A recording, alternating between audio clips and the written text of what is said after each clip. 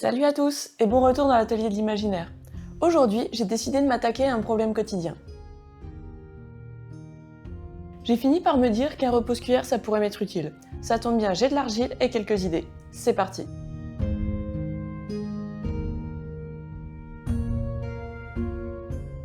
Pour ce projet, j'utilise de l'argile autodurcissante que je viens étaler finement.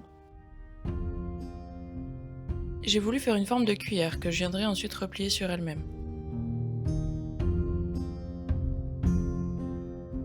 Je creuse l'argile avec un outil dédié et ça demande un peu de maîtrise. Si je creuse un peu trop, je vois mon tapis de découpe et clairement c'est pas l'objectif.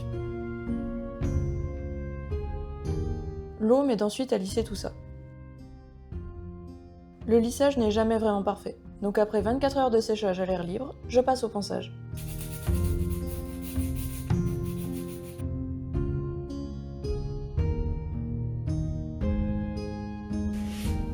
Un petit dépoussiérage, 2 passes de sous-couche et je peux entamer la peinture.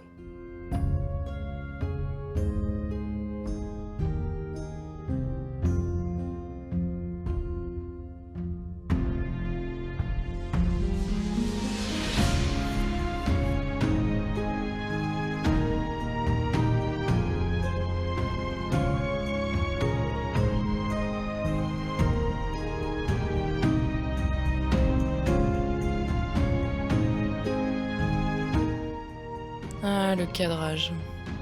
Là, je savais pas par quel bout commencer. Donc j'ai un peu réfléchi.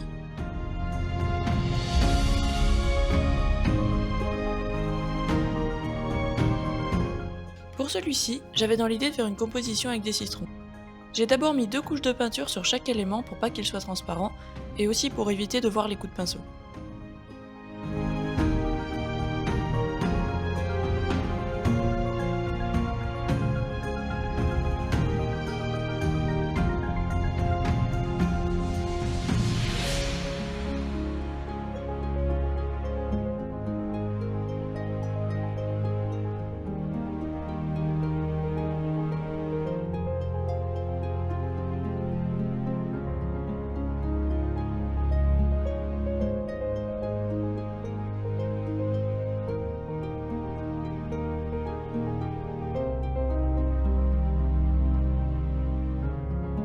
Ensuite, j'ai ajouté les lumières et les ombres pour donner de la profondeur.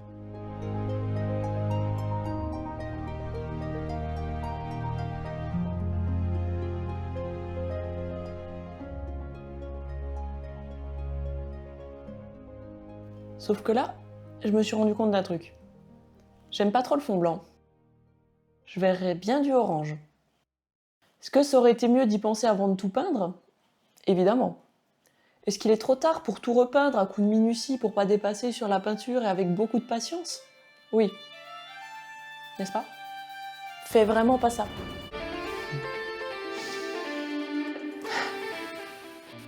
J'ai pas tout filmé parce que c'était vraiment long. Mais oui, j'ai tout repassé en orange.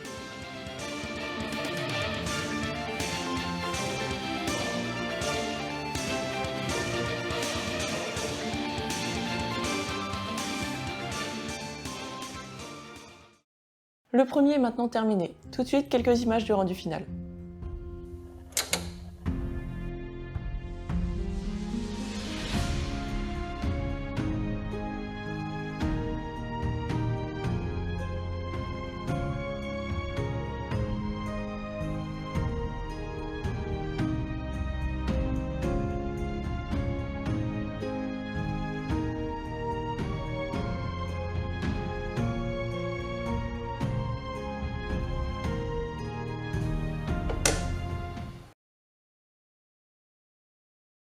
On passe maintenant au deuxième repose-cuillère.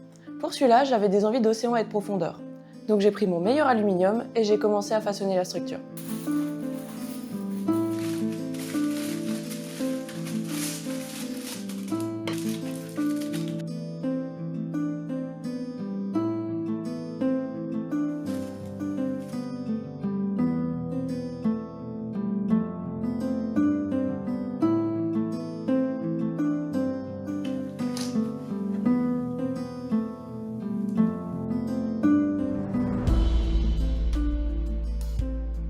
Après avoir tout recouvert d'argile, j'utilise des outils pour lisser le tout.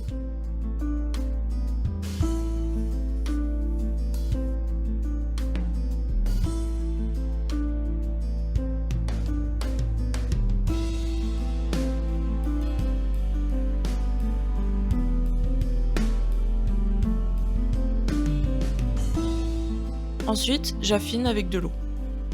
Ça prend pas mal de temps, mais j'ai moins de travail de ponçage ensuite. Enfin, un peu moins.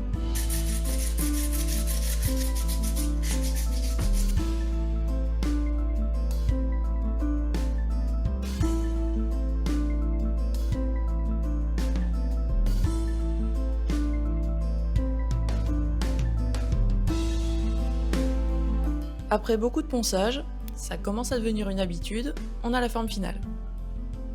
Je passe quelques couches de gesso blanc. Ça évite que les matériaux boivent la peinture et ça permet un rendu uniforme et des couleurs vives. Là au moins, je suis tranquille.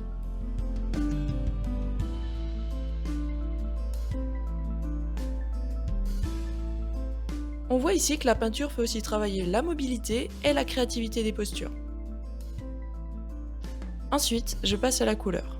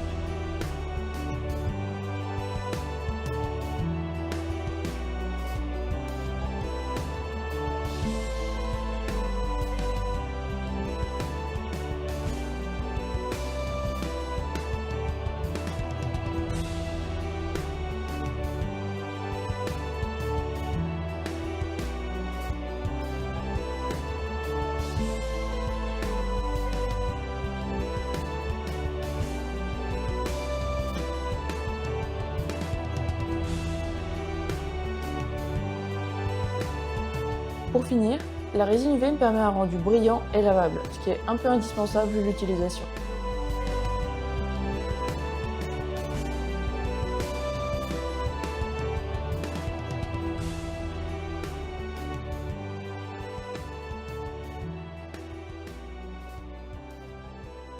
Et voilà, le deuxième est lui aussi terminé. N'hésitez pas à me dire si vous avez aimé l'idée, et je vous laisse avec quelques images du rendu final. À bientôt!